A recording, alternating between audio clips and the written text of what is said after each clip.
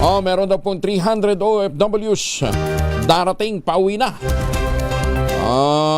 Luna na ika-4 na charter flight mula Middle East. Detalye na balita mula kay Jel Parosa, RH52. Jel, good morning. Kuya Angel, en route na patungo Pilipinas itong ika-4 na chartered flight na pamalaan. Mala na sumiklab itong panibagong tensyon sa gitnang silangan. Ayon kay Migrant Worker Secretary Hans Lewakdak, mula ng Philippine Airlines flight ng 343 overseas Filipino worker kanilang mga dependent. Ligtas na nakatawid ang mga ito via land crossing patungong Riyadh sa tulong ng one country team ng Department of Foreign Affairs.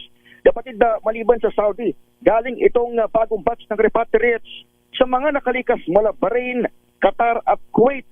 Mismong CEO Administrator Undersecretary Patricia Ibon Kaunan ang kasama sa biyahe ay nasang sasalubungin din ng ibang matataas na opisyal ngayong araw. Naura nang nakapag-repatriate ang gobyerno ng 1,420 OFWs, maging mga dependents sa mga ito at iba pang mga stranded na mga Pinoy sa pamamagitan ng ilang commercial at 3 chartered na lipad sa nagdaang mga linggo.